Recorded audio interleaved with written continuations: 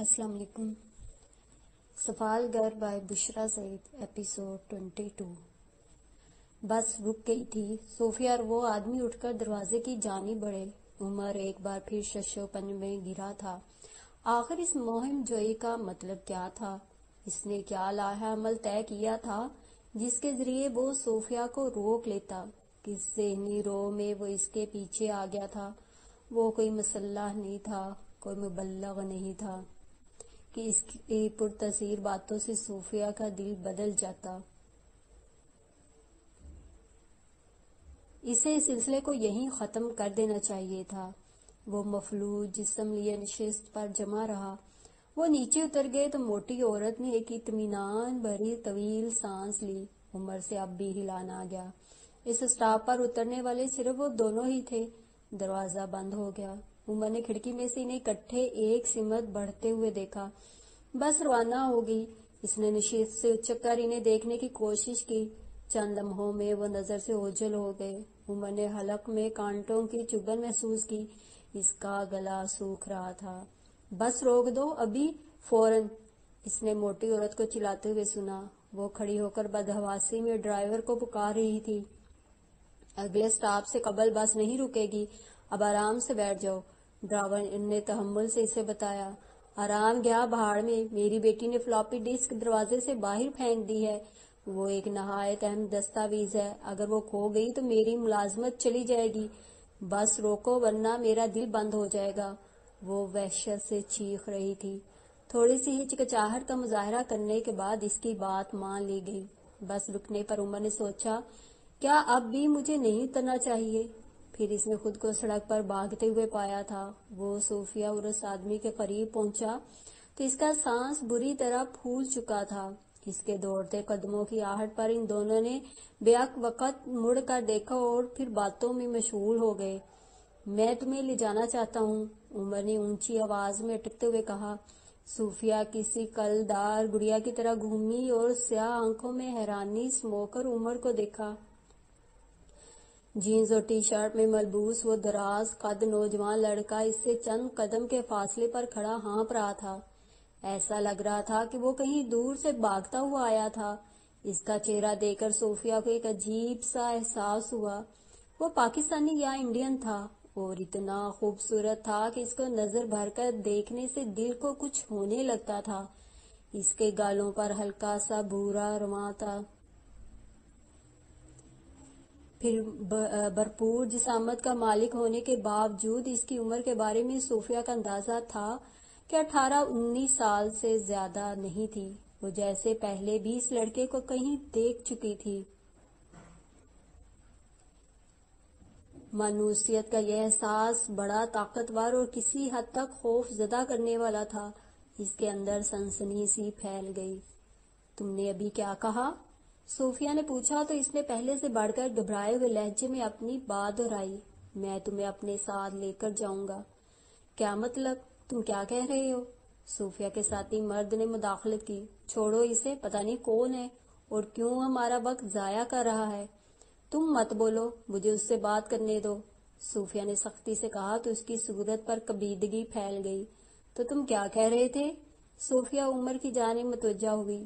جیسے یہ آدمی تمہیں لے کر جا رہا ہے اسی طرح میں تم کو لے جانا چاہتا ہوں، وہ لکنت زدہ آواز میں سمجھانے لگا. اس کی آنکھیں زمین پر مرکوز تھیں. میں تمہیں اس سے زیادہ رقم دوں گا، تم اس کے ساتھ مت جاؤ. اس کے الفاظ نے صوفیہ کو الجھا دیا. وہ اس بات سے کیسے واقف تھا؟ اسے سنبھلنے میں کچھ وقت لگا تھا. کیا بے معنی باتیں کر رہے ہو؟ میں اس سے رقم کیوں لوں گی؟ یہ تو میرا دوست ہے، اس نے صاف مکرنا چاہا. نہیں، تم جھوٹ بول رہی ہو، میں حقیقت جانتا ہوں. میں بس میں تمہارے نزدیک بیٹھا ہوا تھا. مجھے تم بہت اچھی لگی ہو. مجھے مایوس نہ کرو. تم جتنی بھی رقم کہو گی میں دوں گا. وہ اب بھی زمین کو دیکھ رہا تھا. اسپینش مرد غصے میں بھرا ہوا آگے آیا اور اس کی چھاتی پر ہاتھ رکھ کر اسے عقب میں دھکا دیا. دفع ہو جاؤ. تم نے ایک لفظ بھی اور کہا تو تمہارے ساتھ وہ سلوک کروں گا کہ تم ساری زندگی بھول نہیں سکو گے. صوفیہ نے اسے کالر سے پکڑ کر کھینچتے ہوئے عمر سے دور کر دیا. وہ مجھ سے بات کر رہا ہے تو مجھے جواب دینے دو، تم بیچ میں مت پڑو. اس کے جھڑکنے پر وہ آگ بگولا ہو گیا تھا۔ تمہاری جرت کیسے ہوئی مجھ سے اس لہجے میں بات کرنے کی؟ کیا تمہیں کسی نے سکھایا نہیں کہ ایک گھٹیا ہوکر کو معزز لوگوں سے کس انداز میں مخاطب ہونا چاہیے؟ کیا تم خود کو میرے برابر تصور کرتی ہو؟ میں لعنت بھیجتا ہوں تم پر، جہنم میں جاؤ۔ وہ صوفیہ پر گرجتا ہوا وہاں سے چلا گیا تھا۔ صوفیہ نے پلٹ کر اسے جواب نہیں دیا تھا، وہ خاموشی سے اسے جاتے ہوئے دیکھتی رہی۔ عمر نے اس کے جانے پر اطمینان محسوس کیا تھا۔ تمہیں غلط فہمی ہوئی ہے، جو تم سمجھ رہے ہو ویسا کچھ نہیں ہے، تم نے خواہ اپنا اور میرا وقت برباد کیا ہے، صوفیہ نے عمر سے کہا۔ اس دوران وہ بغور اس کا جائزہ لے رہی تھی۔ کچھ عرصہ پہلے اس نے ہوکرز کے لیے رہنما اصولوں پر مبنی ایک کتاب کا مطالعہ کیا تھا، اور ہالی ووڈ کی فلموں نے بھی کسی حد تک اس موضوع پر اس کی معلومات میں اضافہ کیا تھا۔ 80% احتیاطیں اس بات کو یقینی بنانے کے لیے بیان کی گئی تھیں کہ جان سادہ کپڑوں میں پولیس والا نہ ہو۔ ذہن نشین کیے ہوئے کلیوں سے اس کی شخصیت کا تجزیہ کرنے پر اس نے طے کیا کہ ایسا امکان بعید از قیاس تھا۔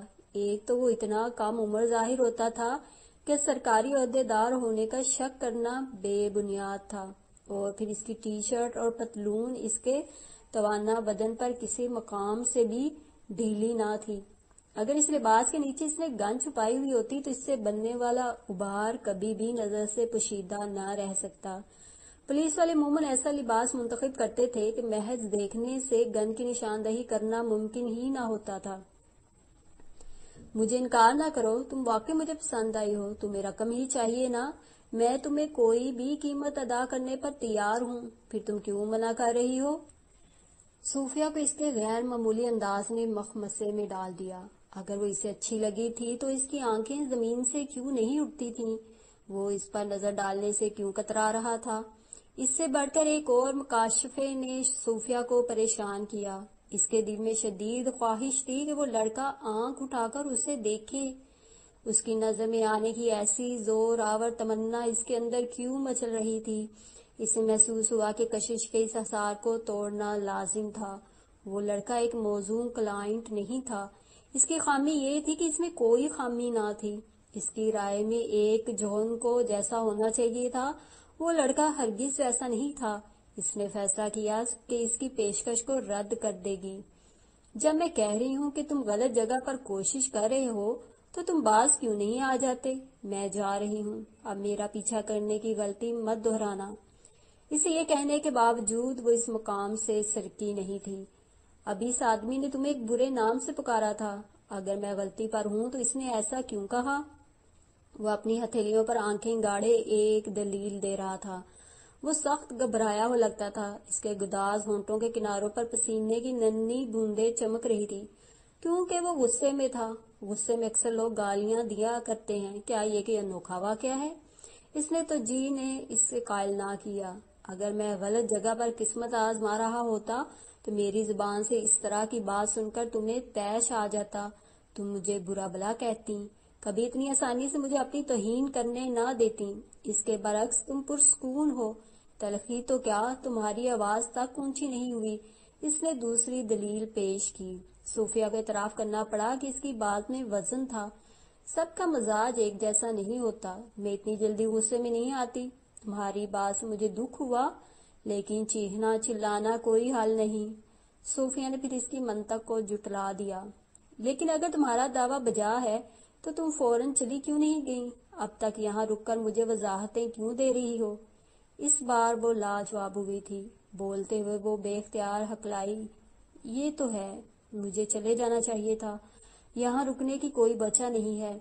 اس پر ایک آخری نگاہ ڈال کر وہ مڑی اور سمت کا تعین کیے بغیر چلنے لگی۔ وہ اس کے پیچھے آ رہا تھا۔ تمہیں کتنی رقم چاہیے؟ بے جھجک تقاضا کرو۔ وہ رک گئی اور یکسر بدلے ہوئے تاثرات کے ساتھ بولی، تم کتنی دے سکتے ہو؟ عمر نے ذرا سی نظر اٹھا کر اسے دیکھا اور پھر سر جھکا لیا۔ مجھے کوئی اندازہ نہیں ہے، اس سے پہلے میں نے کبھی ایسی صورتحال کا سامنا نہیں کیا، تم خود ہی بتا دو۔ جواب دیتے ہوئے صوفیہ سوچ میں پڑ گئی۔ اس کی چھٹی حس مسلسل سرخ اشاروں کی ترسیل کر رہی تھی، اس لڑکے سے دور ہو جانے کو کہہ رہی تھی۔ مانوسیت کا جو احساس اسے دیکھتے ہی جاگا تھا اب اور بھی گہرا ہو گیا تھا۔ اس سے جان چھڑانے کا ایک آسان حل تھا کہ وہ اسے ایسی قیمت بتا دے جو اس کی پہنچ سے باہر ہو۔ ایک دم اس کے ذہن میں وہ جوتے آ گئے جن کی وجہ سے میبل زندگی اور موت کے درمیان معلق تھا۔ 300 بکس، میں تم سے 300 بکس لوں گی۔ وہ جانتی تھی کہ وارڈز میں دور دور تک کہیں کوئی ہوکر اتنے بڑے معاوضے کا تصور بھی نہیں کر سکتی تھی۔ سن سیٹ اسٹرپ جیسے علاقے میں بھی $200 سے زیادہ کا تقاضا کرنے کا رواج نہیں تھا۔ اس کے باوجود اس نے بے لچک لہجے میں 300 بکس مانگ لیے تھے۔ اس لڑکے کا چہرہ تاریک پڑ گیا۔ صوفیہ اسی رد عمل کی توقع کر رہی تھی۔ تم چپ کیوں ہو گئے؟ 300 بکس نہیں ہے تمہارے پاس؟ یہ تو بہت زیادہ ہیں۔ ایک لمبی چپ کے بعد اس نے کہا، مجھے معلوم ہے، لیکن تم نے خود ہی تو کہا تھا کہ تم کوئی بھی قیمت ادا کرو گے۔ ہاں میں نے کہا تھا، لیکن یہ تو کیا تم اپنا مطالبہ گھٹا نہیں سکتی؟ میری جیب میں تمہیں دینے کے لیے زیادہ سے زیادہ $90 ہے، باقی $30 ٹیکسی اور ہوٹل کے کمرے کے کرائے پر خرچ ہوں گے۔ اگر میں وہ بھی تمہیں دے دوں تو پھر سڑک پر رات گزارنا ہوگی۔ ایک نو آموز کے لیے یہ معاوضہ کم نہیں تھا۔ اس کے دل نے اسے ہاں کہنے پر اکسایا۔ 90؟ وہ استہزاء سے ہنسی۔ 300 اور 90 کے ہندسوں کی تعداد بھی آپس میں نہیں ملتی۔ مجھے اجازت دو۔ وہ جانے کے بجائے اس کے جواب کا انتظار کرنے لگی۔ عمر تیزی سے سوچ رہا تھا۔ فوری طور پر $200 کا بندوبست کرنا کیوں کر ممکن تھا۔ صوفیہ سے اسے امید نہیں تھی کہ وہ لچک دکھائے گی، پھر بھی اس نے منت بھری آواز میں کہا، تم مان جاؤ، $90 کم نہیں ہوتے، یہ ایک معقول رقم ہے۔ 300 سے 1 سینٹ کم میں نہیں۔ میری بات حتمی ہے، بحث سے کچھ حاصل نہیں ہوگا۔ اس نے بدبخت خود کو دوبارہ چلنے پر آمادہ کیا۔ پراسرار لڑکے نے ایک بار پھر اس کا راستہ روک لیا تھا۔ کیا تم مجھے تھوڑی سی مہلت دے سکتی ہو؟ میں تمہاری بتائی ہوئی رقم کا انتظام کر دوں گا، لیکن تمہیں میرا انتظار کرنا ہوگا۔ میں چند منٹ میں واپس آتا ہوں۔ شاید وہ ATM مشین سے رقم نکلوانے کی نیت سے جا رہا تھا۔ کیا تمہیں یقین ہے کہ تمہارے لوٹنے پر میں یہیں ملوں گی؟ ہاں، مجھے اس پر یقین ہے۔ اس نے جاتے ہوئے عجیب جملہ کہا تھا۔ کس پر یقین ہے؟ اسے جواب نہیں ملا تھا۔ وہ لمبے لمبے ڈگ بھرتا ہوا ایک رہن کی دکان میں داخل ہو گیا تھا۔ وہ کی چیز گروی رکھنے گیا تھا۔ ایسی کون سی قیمتی چیز اس کے پاس تھی جس کے عوض وہ $200 قرض حاصل کر سکتا تھا؟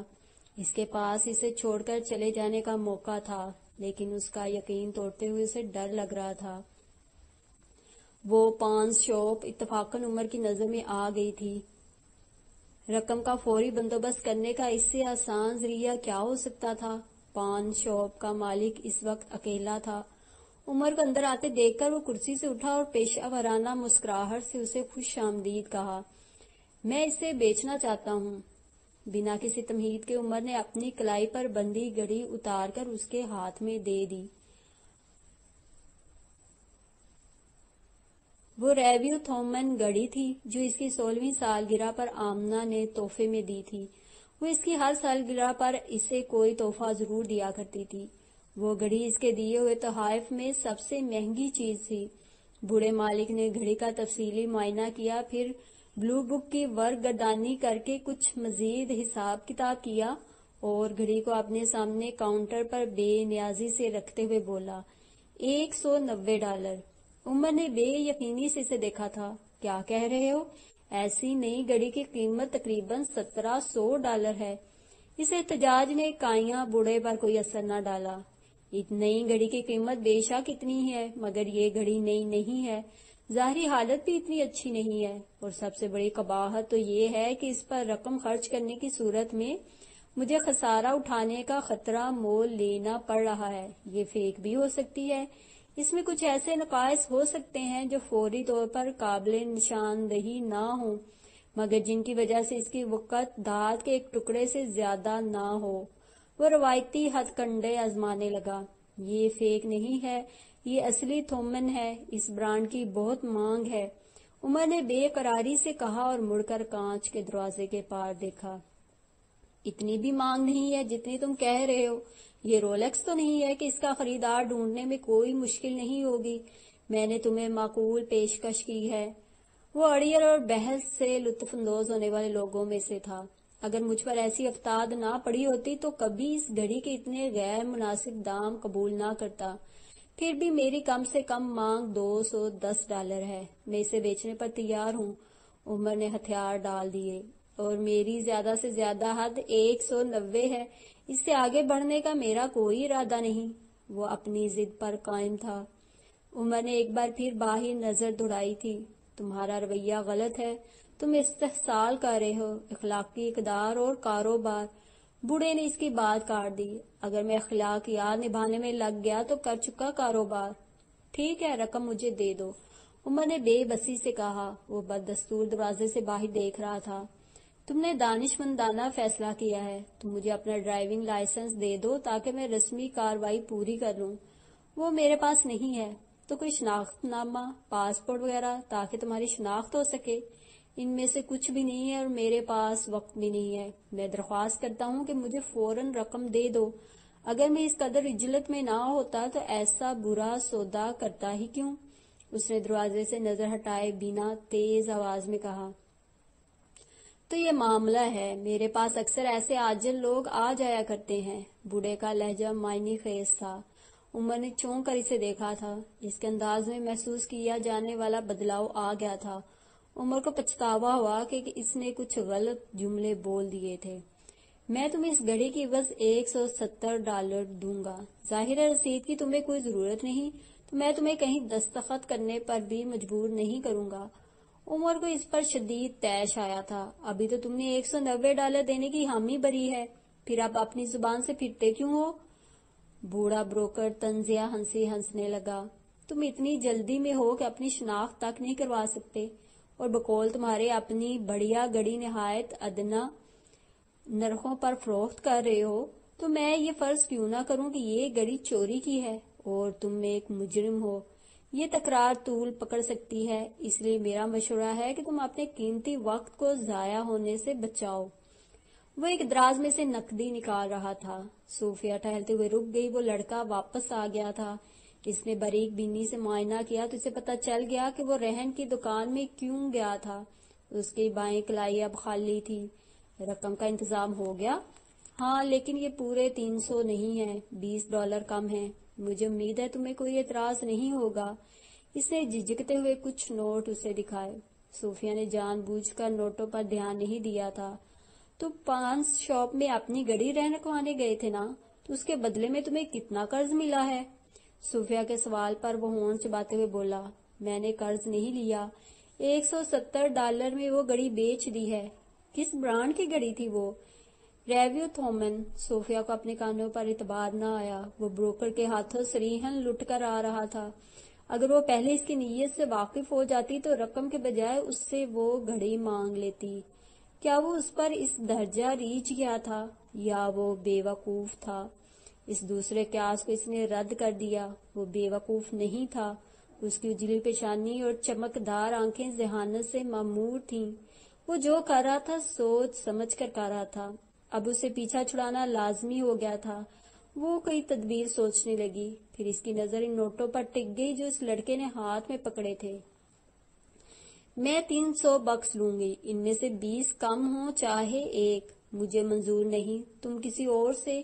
اس نے صوفیہ کا جملہ پورا نہیں ہونے دیا۔ ٹھیک ہے، میں کچھ کرتا ہوں، ایک آخری موقع دے دو، تھوڑا سا اور انتظار کرو۔ اس کا جواب سنے بغیر وہ پوری قوت سے رہن کی دکان کی طرف دوڑ پڑا تھا۔ چند لمحے تجسس نے صوفیہ کے قدم جکڑے رکھے۔ وہ دیکھنا چاہتی تھی کہ وہ کیا کرنے والا تھا، پھر خود کو سمجھاتے ہوئے وہاں سے چل پڑی۔ وہ حد الوسع تیزی سے دور جا رہی تھی، لیکن محض 2 منٹ بعد ہی اسے رک جانا پڑا۔ وہ اسی رفتار سے بھاگتا ہوا لوٹ آیا تھا۔ اس نے پھولی ہوئی سانسوں کے درمیان کچھ کہا جو وہ سمجھ نہ پائی، اور اپنی جیب پر ہاتھ پھیرتے ہوئے سر سے اشارہ کیا جیسے کامیابی کی یقین دہانی کروا رہا ہو۔ اس کے جسم کا سارا خون گویا سمٹ کر چہرے پر آ گیا تھا، اور پسینے کے قطرے کن پٹیوں اور گردن پر رینگ رہے تھے۔ صوفیہ کو پوچھنے کی ضرورت پیش نہیں آئی کہ اس بار وہ کیا بیچ کر آیا تھا۔ وہ ننگے پاؤں کھڑا تھا۔ وہ $20 میں میرے جوتے خریدنے پر فوراً ہی آمادہ ہو گیا، حالانکہ میرا خیال تھا وہ آسانی سے نہیں مانے گا۔ اس نے جھیمپتے ہوئے انداز میں بتایا۔ میں نے تمہارے جوتوں پر غور نہیں کیا تھا، کیا وہ کسی مہنگی برانڈ کے تھے؟ صوفیہ نے اس کے ننگے پیروں کو گھورتے ہوئے پوچھا۔ ہاں، وہ میری بہن نے مجھے خاص موقع پر تحفے میں دیے تھے۔ بازار میں ایسے نئے جوتوں کے جوڑے کی قیمت اندازاً $450 ہے۔ اس کی آواز میں سادگی اور سرسری پن تھا۔ کیا تمہارے پاس ایسے بہت سے جوتے اور گھڑیاں ہیں؟ نہیں، ان کے علاوہ اور تو نہیں ہے۔ اتنی مہنگی چیزیں رکھنے کی استطاعت نہیں ہے میری۔ صوفیہ کو اس سے خوف آیا تھا۔ اس کے ساتھ قدم اٹھاتے ہوئے اسے لگ رہا تھا کہ وہ کسی دلدل میں پاؤں رکھ رہی ہے۔ وہ دونوں خاموشی سے پہلو بہ پہلو چلتے رہے۔ صوفیہ کو اس کے ننگے پیروں سے وحشت ہو رہی تھی۔ عمر نے محسوس کیا کہ صوفیہ کی چال میں مصنوعی بندش تھی۔ شاید اس کے جوتے آرام دہ نہیں تھے، اور جانے وہ اتنی اونچی اور نکیلی ایڑیوں کے ساتھ چل بھی کیسے رہی تھی۔ یوں لگتا تھا جیسے وہ 2 سرخ میخوں پر چل رہی ہو۔ تم مجھے کہاں لے جا رہے ہو؟ کیا تم نے موٹل کا تعین کر رکھا ہے؟ نہیں، یک لفظی جواب آیا اور پھر خاموشی چھا گئی۔ عمر نے متعدد دفعہ گزرتی ہوئی ٹیکسیوں کو رکنے کا اشارہ کیا تھا، مگر اسے کامیابی نہیں ہوئی۔ کیا تم پہلی بار لاس اینجلس آئے ہو، یا اس شہر میں اس سے قبل کبھی ٹیکسی کے ذریعے سفر کرنے کا اتفاق نہیں ہوا؟ کیا مطلب؟ اس نے الجھ کر پوچھا۔ یہ نیو یارک نہیں ہے کہ جہاں جی چاہا ٹیکسی روک لی۔ لاس اینجلس میں ٹیکسی سٹینڈ کے سوا کسی دوسری جگہ سے مسافر بٹھانے پر ڈرائیور کو جرمانہ ادا کرنا پڑتا ہے۔ تم بیکار خود کو تھکا رہے ہو۔ ویسے اگر تمہارے ذہن میں کوئی خاص موٹل نہیں ہے تو یہاں قریب ہی چند سستے موٹلز ہیں، ہم وہاں پیدل جا سکتے ہیں، صوفیہ نے تجویز دی۔ ان کے راستے میں جو پہلا خستہ حال موٹل آیا، اس کے سامنے رکتے ہوئے عمر نے کہا، یہ مجھے ٹھیک لگ رہا ہے، اور لکھا ہے گھنٹوں کے حساب سے کمرے دستیاب ہیں۔ وہ بورڈ پر درج شدہ الفاظ پڑھ رہا تھا۔ صوفیہ نے سر کی خفیف جنبش سے تائید کی تھی۔ اس کی گھبراہٹ میں بتدریج اضافہ ہو رہا تھا۔ ہر لہجہ وہ دلدل میں گہری دھنستی جا رہی تھی۔ استقبالیہ کلرک اکتاہٹ زدہ چہرہ لیے بیٹھا تھا۔ اندر ایسا سناٹا تھا جیسے سالوں سے وہاں کسی کا گزر نہ ہوا ہو۔ عمر کے جوتوں کے بغیر پاؤں اس کے ماتھے پر شکنے لے آئے۔ البتہ مصلحت کے تحت اس نے زبانی اظہار سے پرہیز کیا۔ کلرک سے کرایہ دریافت کرنے کے بعد عمر نے کمرہ دیکھنے کی فرمائش کی تھی۔ کلرک نے ایک لڑکے کو بلا کر چابیوں کا گچھا اسے دیتے ہوئے عمر کے ساتھ جانے کی ہدایت کی۔ تم ذرا یہیں رکو، میں ایک نظر کمرے کو دیکھ آؤں۔ جو ہی وہ ملازم کے ہمراہ بسیدہ لفٹ میں سوار ہوا، صوفیہ کنکھیوں سے کلرک کو دیکھتے ہوئے اٹھی اور سبک چال سے داخلی دروازے تک چلی گئی۔ دروازے کے پٹ پر ہاتھ رکھتے ہوئے اس نے مڑ کر ایک نگاہ ڈالی تھی۔ کلرک ٹیلی ویژن کی اسکرین پر آنکھیں جمائے ہوئے تھا۔ وہ باہر آ گئی مگر آگے نہیں بڑھی، وہیں ایک ستون کی اوٹ میں رک گئی۔ آخر میں کس چیز سے خوف زدہ ہوں؟ کیا میری پریشانی کی وجہ صرف یہی ہے کہ مجھے بنا کسی دوڑ دھوپ کے $300 مل رہے ہیں؟ میں بدقسمت تو ہمیشہ سے تھی، احمق کب سے ہو گئی؟ کیا یہ ایسی رقم ہے جس کو اس طرح سے ٹھوکر مار دی جائے؟ وہ دیر تک کسی جگہ ٹھہر کر خود سے الجھتی رہی، پھر جی کڑا کر کے لابی میں داخل ہو گئی۔ اسی لمحے لفٹ نیچے آ کر تھمی تھی۔ اس لڑکے نے اب پیروں میں سلیپر پہن رکھے تھے جو یقیناً موٹل کے کمرے سے دستیاب ہوئے ہوں گے۔ اس نے صوفیہ کو باہر سے آتے ہوئے نہیں دیکھا۔ وہ جیسے اسے صوفے پر بیٹھا ہوا چھوڑ کر گیا تھا، وہ اسی حالت میں اسے ملی تھی۔ اس نے صوفیہ کو اپنے ساتھ آنے کو کہا تھا۔ کمرہ حسب امید چھوٹا، گندا اور ارزاں فرنیچر سے آراستہ تھا۔ اندر قدم رکھتے ہوئے اس کی ناک سے ایک بو ٹکرائی، جس سے تاثر ملتا تھا کہ وہ کمرہ عرصہ دراز سے بند پڑا تھا۔ اس کے پہلے کلائنٹ نے دروازہ کھلا رہنے دیا تھا اور اب وہ کمرے میں کچھ تلاش کر رہا تھا۔ تم دروازہ بند کرنا بھول گئے ہو، صوفیہ نے مدھم آواز میں کہا۔ نہیں، میں بھولا نہیں ہوں، اسے کھلا ہی رہنا چاہیے۔ وہ دیوار میں نصب الماری کی درازیں باری باری کھولتے ہوئے ان میں جھانک رہا تھا۔ صوفیہ کندھے اچکا کر رہ گئی۔ اس نے بیٹھنے کے لیے کوئی موزوں جگہ منتخب کرنے کے لیے ادھر ادھر نظر دوڑائی اور بیڈ کے پاس بچھی ہوئی 2 کرسیوں میں سے ایک پر بیٹھ گئی۔ تم کیا ڈھونڈ رہے ہو؟ तुम रिसेप्शन डेस्क पर कॉल करके क्यों नहीं मंगवा लेते? सूफिया ने बोलते हुए टेलीफोन का रिसीवर उठाकर कान से लगा लिया। वो काम नहीं कर रहा था, इसने रिसीवर वापस रख दिया। इसकी जरूरत नहीं है, ये मुझे मिल गई है। वो लड़का एक दराज बंद करते हुए घूमा तो इसके हाथ में एक धुली हुई बिस्तर की चादर थी। इससे अपना सर और जिस्म ढांप लो। चादर सोफिया को देते हुए इसने कहा, किस लिए? कमरे में तो ठंड नहीं है और मुझे खुद को ढांपना पड़े। बेध्यानी में चादर पकड़कर वो इसकी तहें खोलने लगी। मैं ठंड की वजह से नहीं कह रहा। तो फिर? जिस्म छुपा हुआ ना हो तो वो खुश होता है। वो कौन? वो जिन्नों में से एक है और इसका खुश होना अच्छी बात नहीं है। वो लड़का अजीब था और उसकी बातें अजीब तर। उसने चादर अपने सर और शानों पर डाल ली। अगर वो इस अमल से कोई तस्कीन हासिल कर रहा था तो सूफिया का क्या जाता था? आखिर वो उसे मुंह मांगे दाम अदा कर रहा था।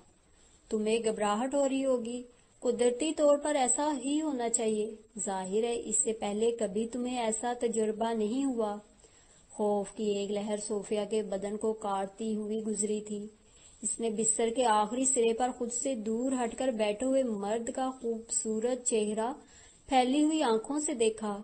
वो कैसे जानता था कि वो उसका पहला कस्टमर था? इसका खौफ ठोस शक्ल इख्तियार करने लगा।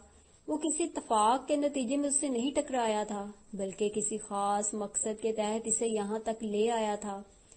तुमने ये क्यों कहा कि मेरे लिए ये पहला तजुर्बा है? वो खामोश था। सूफिया जानती थी वो जवाब नहीं देगा। तुमने ऐसा क्यों कहा? उसने सवाल दोहराया। क्या मैंने गलत कहा है? सूफिया चुप रही। तुम्हारी उम्र कितनी है? मुझे तो तुम 18 से भी कम के लगते हो। कहीं मुझे किसी कानूनी पेचीदगी में ना फंसा देना। बिलाखिर इसने एतमाद बहाल करने की खातिर कहा था। मेरी उम्र 20 साल और 1 माह है। तुम्हारे दुनिया में आने के ठीक 15 माह बाद मैं पैदा हुआ था। ये दूसरा दचका पहले से ज्यादा शदीद था। वो इसकी बिल्कुल सही उम्र बता रहा था। कई लम्हों तक वो गूंग रही। इसने दर हकीकत दलदल में पांव रख दिया था और अब वो उसे निगल रही थी। तुम्हें अपने अंदाजों की दुरुस्ती पर बहुत एतमाद है। मैं तरदीद या तस्दीक करके तुम्हारा मान नहीं तोड़ूंगी। खुद को संभालते हुए सूफिया ने ऊंची आवाज में कहा था, मेरा नाम उमर है। क्या तुम अपना नाम मुझे बताओगी? मेरे पेशे में नामों की कोई अहमियत नहीं। अगर मुझे तुम्हें कुछ बताना भी होगा तो वो मैं झूठ ही बोलूंगी। तुम खुद को ये अंदाजा क्यों नहीं लगाते? इसने पर्स खोलकर आईना निकाला और अपना अक्स देखते हुए एक रुमाल से ठोड़ी और गर्दन को बिला जरूरत पूंछने लगी। इसका मकसद खुद को पूरे एतमाद जाहिर करना था। और मैं तो इस पर भी यकीन नहीं कर सकती कि तुमने अपना नाम दुरुस्त बताया है। मुझे इससे गर्ज भी नहीं। इसने आईना रुमाल पर्स में डालते हुए लापरवाही से कहा, तुम ये क्यों कर रही हो? मैं समझी नहीं, तुम क्या पूछ रहे हो? क्या तुम्हें रकम चाहिए? रकम तो सबको चाहिए होती है, मगर ये मेरा मसला नहीं। तुम तन्हा हो।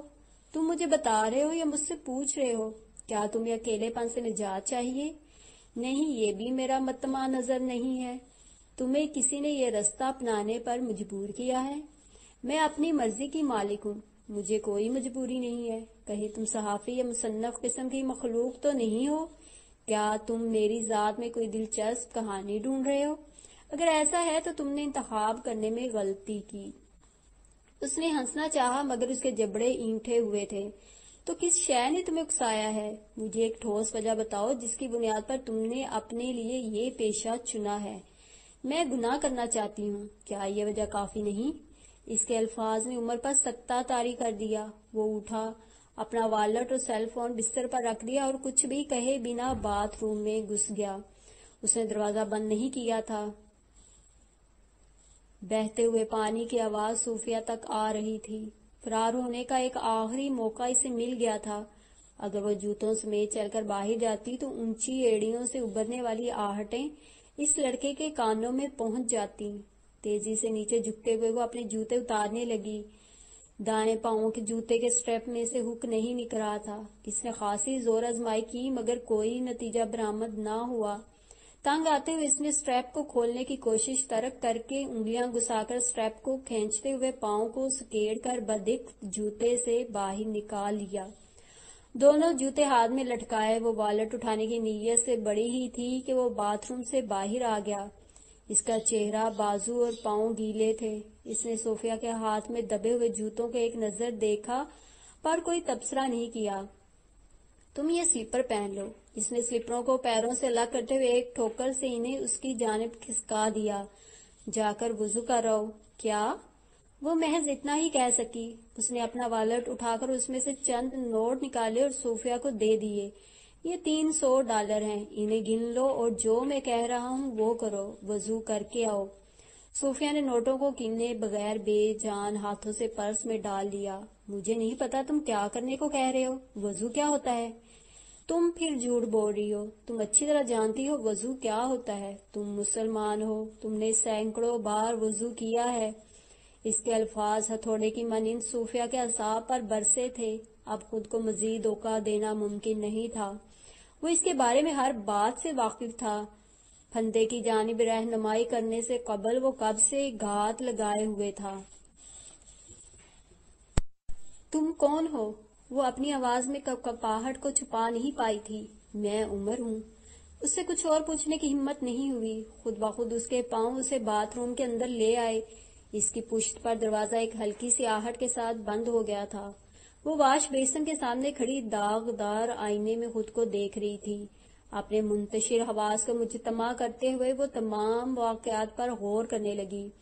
اس لڑکے نے اس کے متعلق تمام معلومات اکٹھی کرنے کے بعد اس پر ہاتھ ڈالا تھا۔ وہ کوپ نہیں تھا۔ اگر ایسا ہوتا تو اسے یہ سب کھڑاگ پھیلانے کی حاجت نہیں تھی۔ یہ بات بھی یقینی تھی کہ وہ ماضی میں کبھی اس سے نہیں ملی تھی۔ ممکن تھا کسی دور میں وہ اسکول میں اس کے ساتھ پڑھتا رہا ہو، یا سوچتے ہوئے اس نے خود کو ٹوک دیا۔ اس وقت اس شخص کو پہچاننا اصل مسئلہ نہیں تھا، بلکہ اصل مسئلہ خود کو اس سے محفوظ رکھنا تھا۔ وہ کیوں اس امکان سے آنکھ چرا رہی تھی کہ وہ شخص کوئی جنونی قاتل ہو سکتا تھا۔ بعض سیریل کلرز اپنے منتخب کیے ہوئے ہدف کے گرد گھیرا تنگ کرنے سے پہلے دنوں یا مہینوں اس کی نگرانی کیا کرتے ہیں۔ وار کرنے کے موزوں وقت کا انتظار صبر کے ساتھ کیا کرتے ہیں۔ اس کی ماں ایک ایسی جنونی کے ہاتھوں انجام کو پہنچی تھی، اور اب وہ خود۔ اس نے نل کو پوری رفتار سے کھول دیا تاکہ باہر موجود شخص مشکوک نہ ہو۔ دبے قدموں وہ دروازے کے پاس گئی اور اسے قفل لگانے کی کوشش کی۔ یہ دیکھ کر اس کے ہاتھ پاؤں سن ہو گئے کہ دروازہ باہر سے بند تھا، جبکہ اندر سے اسے بند کرنے کا کوئی ذریعہ نہ تھا۔ چٹکنی ٹوٹی ہوئی تھی اور خود کار تالا خراب تھا۔ اسے یہاں تک لانے والا کوئی اناڑی نہیں تھا۔ اس نے ہر طرح کا بندوبست کر رکھا تھا۔ کمرہ دیکھنے کی آڑ میں وہ یہی انتظام کرنے آیا ہوگا۔ اس نے پرس کو ٹٹول کر اس میں پیپر اسپرے کی موجودگی کا اطمینان کیا، جو اس نے کسی جارحیت سے نپٹنے کی خاطر پرس میں رکھ لیا تھا۔ حملہ آور کی آنکھوں میں دردناک جلن پیدا کرنے والے محلول کی دھار گرا کر اسے عارضی طور پر اندھا بنایا جا سکتا تھا۔ اچانک ایک خیال نے اس کے جسم میں پھریری دوڑا دی۔ وہ یقیناً کسی دراڑ یا خفیہ درز میں سے اسے دیکھ رہا ہوگا۔ وہ تیزی سے پلٹ کر واش بیسن کے پاس آ گئی۔ اگر اس وقت وہ اسے دیکھ رہا تھا تو اس کے وضو نہ کرنے پر کتنا ناخوش ہوگا۔ وہ اسے ناراض کر کے اپنی مشکلات میں اضافہ نہیں کرنا چاہتی تھی۔ اسے ہاتھ دھوتے ہوئے وضو شروع کیا۔ وہ نہایت سست روی سے وضو کر رہی تھی۔ اسے سوچنے کے لیے مہلت درکار تھی۔ باتھ روم سے نکلنے کا اور کوئی راستہ نہیں تھا۔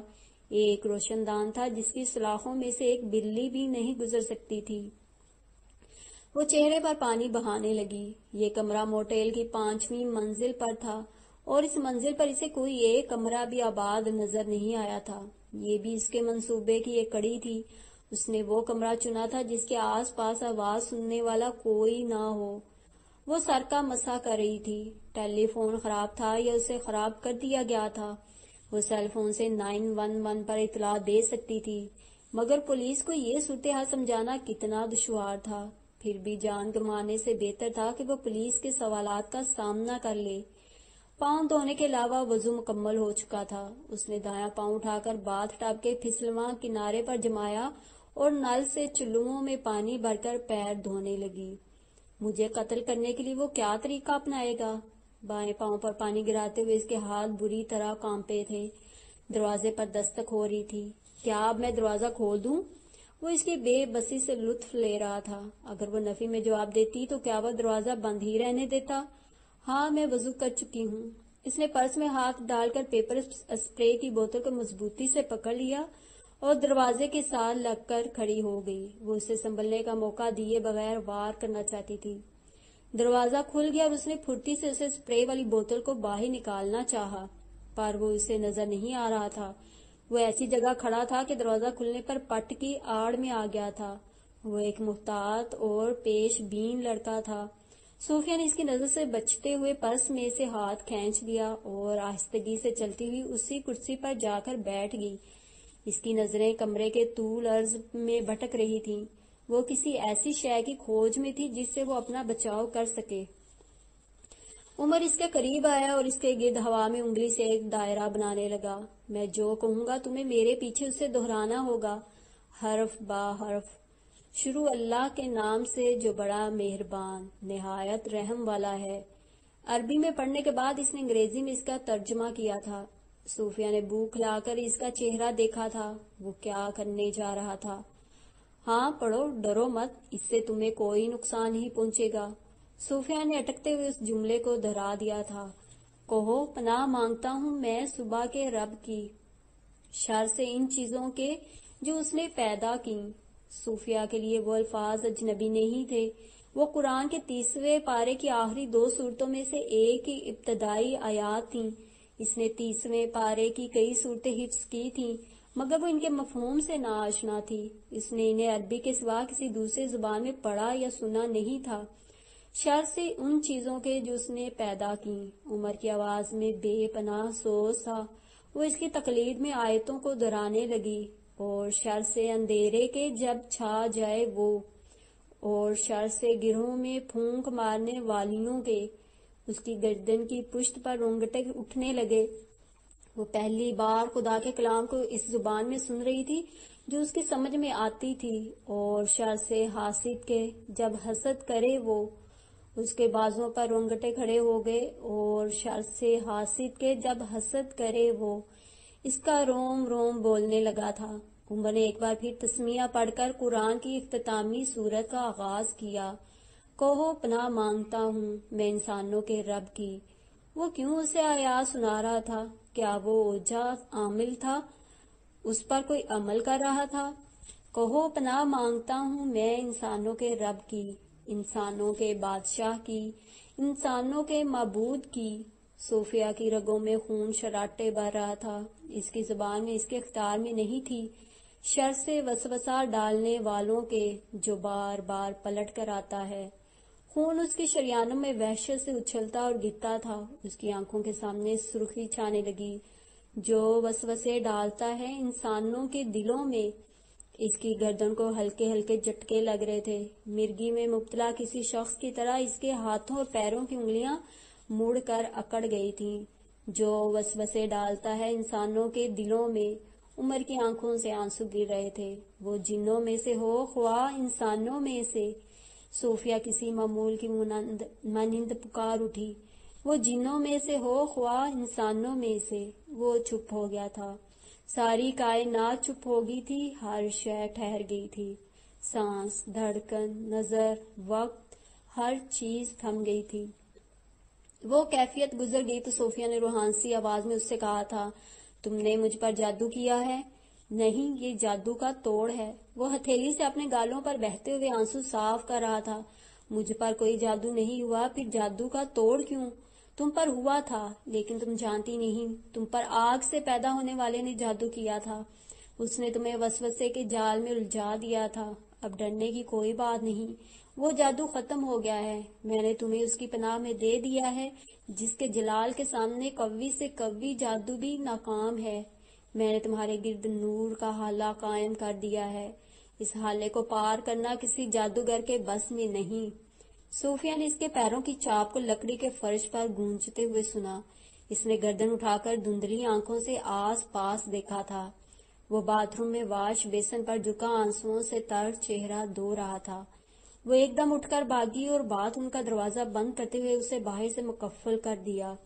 پھر اس نے سر سے چادر اٹھا کر پھینکی۔ पर्स और जूते एक हाथ में उठाए और एक लम्हा रुके बगैर कमरे से बाहर निकल आई। वो बाथरूम के बंद दरवाजे के अकब से आने वाली आवाजों पर जरा भी ध्यान नहीं दे रही थी। उसे इतनी फुर्सत भी मुयस्सर न थी कि ठहर कर जूते पहन लेती। इसने सोचा था कि उन्हें लिफ्ट के अंदर पहन लेगी। उमर बड़ी देर तक दरवाजे पर दस्तक देता रहा और सोफिया को पुकारता रहा। इसने रोशनदान के नीचे खड़े होकर आवाजें भी दी, लेकिन जब कोई रद्देमल जाहिर ना हुआ और वो इस्लाह हासिल मुशक्कत से थक गया तो वो बाथ टब के खमदार किनारे पर बैठ गया। सोफिया को आखिर तो जाना ही था। वो हमेशा के लिए इसे रोककर नहीं रख सकता था। इसने टब की ठंडी सतह पर हाथ फेरा और बाजू लंबा करके इस नल को बंद किया जिसमें से पानी की पतली धार गिर रही थी। जो इसकी ताकत के दायरे में था इसने कर दिया था। अमल का वक्त पूरा हो चुका था, अब दुआ करने का वक्त था। दुआ जो मुकद्दर बदलती है, दुआ जो दिल फेर देती है, दुआ जो मौजज़े करती है। लेकिन इसकी दुआ में वो असर कहाँ था। वो यकीन के मार्के में कई बार पसपा हो चुका था। वो लड़ने से पहले ही घुटने टेक देता था। इस बार मैं नहीं हारूंगा, अब मुझसे चूक नहीं होगी। मेरी दुआ में वो यकीन होगा जो शक की आलाइश से पाक होगा। मेरी जुबान जो कहेगी मेरा दिल वो मानेगा और मेरी नजर उसे होता हुआ देखेगी। मैं तुझसे इस अंदाज में मांगूंगा कि मेरी आजिज़ी तुझे पसंद आ जाए, मेरा गिड़गिड़ाना तुझे भा जाए। मैं तुझ पर यकीन करूंगा, हाँ मैं तेरी रहमत पर यकीन करता हूँ। हकीम बेगम ने कहा था दुआ फरिश्ते के पर जैसी कोरी होनी चाहिए। फरिश्ते का पर कैसा होता होगा। वो आंखें बंद करके सोचने लगा। इसकी आंख फरिश्तों को देखने की कुव्वत नहीं रखती थी। वो कैसे जान सकता था कि फरिश्ते की हैयत कैसी होती है। हाँ, इसे ये मालूम था कि वो नूर से बने हैं, तो नूर कैसा होता है वो नूर को भी नहीं देख सकता था। अलबत्ता नूर के तस्वुर से इसके जहन में रोशनी आती थी, धुली हुई सफेदी जिसमें कोई मिलावट ना हो, कोई दाग ना हो, हत्ता के आलूदगी का एक रेजा भी ना हो। जो पाक है वो नूर है, जो खालिस है वो नूर है, जो रोशन है वो नूर है। और नूर से खल्क किए गए फरिश्ते का नूर से बना हुआ पर, वैसी दुआ मांगनी है मुझे। इसने आंखें खोलते हुए चारों तरफ देखा। बाथटब के पेंदे और दीवारों पर पीले धब्बे, भूरी लकीरें बिखरी हुई थीं। वाश बेसन के किनारे चिकनाहट ज़दा और लेसदार थे। आईने की सतह पर छोटे बड़े दाग और साबुन की जमी हुई छींटें चिपकी थीं। कमोड के फ्लश टैंक का सिरा टूटा हुआ था और इसमें से मुसलसल पानी गिर रहा था। सामने वाली दीवार की जड़ में जहां झागदार पानी ठहरा था, एक तिलचट्टा रेंग रहा था। इस गलीज जगह पर इसे फरिश्ते के पर जैसी दुआ मांगना थी। यहाँ इसे नूर का तस्वुर करना था, इस गंदगी के होते हुए नूर। क्या ऐसा मुमकिन था। ये गंदगी रुकावट नहीं है, रुकावट मेरी नजर है। मैं उसकी अतात नहीं करूंगा, उसे अपने ताबिया कर लूंगा। अब मेरी रहनुमा नजर नहीं होगी, मैं दिल को अपना रहनुमा बनाऊंगा। उसने फिर से आंखें बंद की और दुआ मांगना शुरू की। वो बस में सवार होकर वार्ड्स में एक ऐसे इलाके में आ गई जहां हुकर्स भी रोजमर्रा इस्तेमाल की अशिया की तरह बिकती थीं। इस जगह के बारे में मशहूर था कि यहाँ रहने वाली सिर्फ वो औरतें प्रोस्टिट्यूशन में मुलव्वस नहीं थीं जो या तो कब्रों में थीं या जेलों में। बस से उतरकर मरकजी बाजार की तरफ जाते हुए रास्ते में इसे 3 स्याह फाम और 2 मखलूत नस्ल की औरतें नजर आईं, जिनका हुलियर अंदाज चीख चीख कर इनके पेशे का ऐलान कर रहा था। वो दुकानों की नुमाइशी अलमारियों में सजे हुए रोगनी पुतलियों की मानिंद सड़क किनारे और दुकानों के चबूतरों में गड़ी थीं। अधूरे पहनावे, भड़कती हुई सजावट। सूफिया को इनके मुकाबले में अपना हुलिया बेजर्र और बेकैफ लगा। वो जब तक जुबान से इजहार ना करती, कोई इसे एक हुक्म मानने पर तैयार ना होता, और इस बात ने इसे अफसुर्दा किया था। अगली दफा मैं लिबास के इंतखाब में एहतियात बरतूंगी, इसने खुद को बावर कराया था। इसने अपने सेल फोन पर वक्त देखा, 11:15 हुए थे। अभी इसके पास वाफर वक्त था। वो घूम फिर कर लोगों का मुताला करने लगी। एक मदकूक चेहरे वाला पुख्ता उम्र का मर्द सीटी बजाता हुआ चला आ रहा था। वो नजर में आने वाली हर औरत को हवसज़दा आंखों से घूर रहा था। नजदीक आने पर सूफिया ने कसदन इसके कंधे से कंधा टकरा दिया और मुस्कुराते हुए माजरत करने लगी। وہ اس پر توجہ دیے بغیر گزر گیا تھا۔ اسے حیرانی ہوئی تھی، کیا اس آدمی کی فطرت کے بارے میں اس نے غلط اندازہ لگایا تھا؟ سر جھٹکتے ہوئے وہ ایک ڈپارٹمنٹ سٹور میں گھس گئی۔ اندر زیادہ تر عورتیں تھیں۔ جو اکا دکا مرد تھے وہ یا تو اپنے کنبے والوں کے ساتھ تھے یا عمر کی اس منزل پر تھے جہاں انہیں نرس اور باورچن کے علاوہ عورت کے کسی روپ سے سروکار نہ تھا۔ کاؤنٹرز کے درمیان تھوڑی دیر آگے پیچھے چلنے کے بعد اس نے سوبرینی کا ایک پیک نقد ادائیگی کر کے خریدا اور سٹور سے نکل آئی۔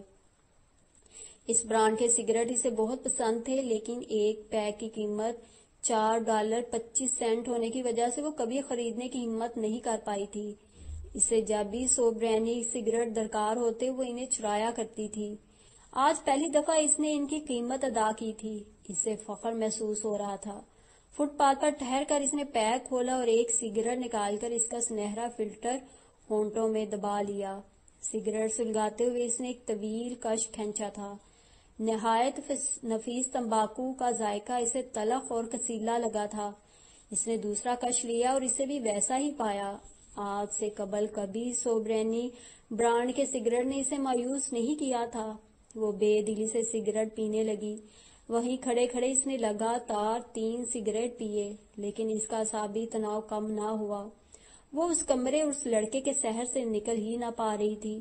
اس کا چہرہ اور اس کی باتیں رہ رہ کر اس کے اندر کل بلاتی تھیں۔ وہ کسی بھی طرح اسے فراموش کر دینا چاہتی تھی۔ اس کا تصور کسی جونگ کی مانند اس کے دماغ کی نسوں میں پیوست ہو گیا تھا۔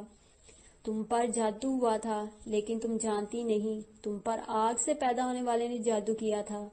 اس نے جھنجھلا کر چوتھا سگریٹ جو ابھی پورا خاکستر نہ ہوا تھا فٹ پاتھ پر اچھال دیا اور ایک نیا سگریٹ جلا کر اس کے سرے سے پھوٹنے والے نیلگوں دھوئیں کو گھورنے لگی۔ میں نے تمہیں اس کی پناہ میں دے دیا ہے، جس کے جلال کے سامنے قوی سے قوی جادو بھی ناکام ہے۔ اس نے اپنی تمام تر توجہ اس بھیڑ پر مرکوز کر دی جو ایک بار میں داخل ہو رہی تھی، یہاں وہاں سے باہر آ رہی تھی۔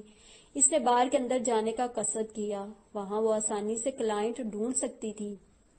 رات کا باقی حصہ وہ دہشت انگیز باتیں یاد کرتے ہوئے نہیں گزارنا تھا۔ وہ فٹ پاتھ سے اتر کر سڑک پر آ گئی۔ پہلے قدم پر ہی ایک آواز اس کے تن سے لپٹ گئی۔ کہو میں پناہ مانگتا ہوں انسانوں کے رب کی، انسانوں کے بادشاہ کی، انسانوں کے معبود کی۔ اس کا پاؤں ہوا میں معلق رہ گیا۔ میں نے تمہارے گرد نور کا حالہ قائم کر دیا ہے، اس حالے کو پار کرنا کسی جادوگر کے بس میں نہیں۔ وہ آواز اس کی پسلیوں کو بھینچ کر اس کا دم گھونٹ رہی تھی۔ دفع ہو جاؤ، میری جان چھوڑ دو۔ اس نے یوں ہوا میں ہاتھ چلایا جیسے اندیکھی چیزوں کو دور بھگا رہی ہو۔ نور کا حالہ۔ وہ ہنسی اور ہنستی چلی گئی۔ میں بھی کس کی باتوں میں آ گئی ہوں، شعبدہ باز تھا، ڈھونگی نوٹنکی کرنے والا۔ نور کا حالہ۔ وہ اتنے زور سے ہنسی کہ اسے کھانسی آ گئی۔ ایک ابری ہوئی توند والا میکسیکن اس سے کچھ فاصلے پر دیوار سے ٹیک لگائے چھوٹی سی بوتل ہاتھ میں تھامے کھڑا تھا اور وقفے وقفے سے اس میں گھونٹ بھر رہا تھا۔ صوفیہ ایک ادا سے چل کر اس کے سامنے پہنچ گئی۔ اس کا سر اس کے بھاری جسم کے مقابلے میں نسبتاً چھوٹا تھا۔ ماتھے کی کھال میں باریک نیلی نسیں پروئی ہوئی تھیں اور آنکھوں کے نیچے سیاہ تھیلیاں بنی تھیں۔ اگر تم $100 خرچ کرنے کا حوصلہ رکھتے ہو تو تمہارا وقت بہت عمدگی سے کٹ سکتا ہے۔ میکسیکن نے بوتل منہ سے الگ کرتے ہوئے اسے غور سے دیکھا۔ وضاحت سے کہو کیا چاہتی ہو؟ تم ایک سمجھدار آدمی دکھائی دیتے ہو، پھر بھی وضاحت مانگ رہے ہو۔ اس نے ذو معنی لہجہ اختیار کیا۔ اگر میں تمہاری آنکھوں میں الکوہل پھینک دوں تو تمہیں کتنی تکلیف ہوگی؟ میکسیکن کی بے سروپا بات اس نے تعجب سے سنی تھی۔ تمہیں دیکھ کر میری آنکھوں کو ایسے ہی تکلیف ہو رہی ہے۔ مجھ پر رحم کھاتے ہوئے فوراً یہاں سے چلی جاؤ، کہیں تمہاری مکروہ شکل مجھے قے کرنے پر مجبور نہ کر دے۔ صوفیہ کے ہونٹ نیم با ہوئے اور سگریٹ پھسل کر زمین پر جا گرا۔ وہ شخص رخ پھیر کر دوسری سمت دیکھ رہا تھا۔ صوفیہ چپ چاپ آگے بڑھ گئی۔ ایک گفٹ شاپ کے سامنے سے گزرتے ہوئے قد آدم آئینے میں اسے اپنا عکس نظر آیا تھا۔ غیر ارادی طور پر ٹھٹک کر وہ خود کو دیکھنے لگی۔ اس چمکتے ہوئے آئینے میں وہ اتنی خوبصورت دکھائی دے رہی تھی کہ وہ دیر تک اپنے عکس سے نظر نہیں ہٹا سکی۔ شاید اس نے ایسی قیمت طلب کی تھی جو اس علاقے کے حساب سے بہت زیادہ تھی، اور یقیناً وہ شخص نشے میں بھی تھا۔ اس نے خود کو دلاسا دیا اور ایک نئے سرے سے کلائنٹ کی تلاش میں سرگرداں ہو گئی۔ دھرتی ایک سرمئی بنات کی مانند بچھی تھی اور رات ایک مشک فام نرتکی تھی جو اس سرمئی بنات پر جچے تلے قدموں سے ناچتی تھی۔ روشنیوں کے زیورات سے سجی، خوشبوؤں میں بسی اس شیام رنگ رقاصہ کے ہر غمزے میں ایک بھید تھا۔ شہر اس کے کانوں میں شہد کے چھتے کی طرح بن بناتا تھا۔ اس مصروف سڑک پر وہ یوں قدم گھسیٹ رہی تھی جیسے اس کے پاؤں گیلی روئی سے بنے ہوئے تھے۔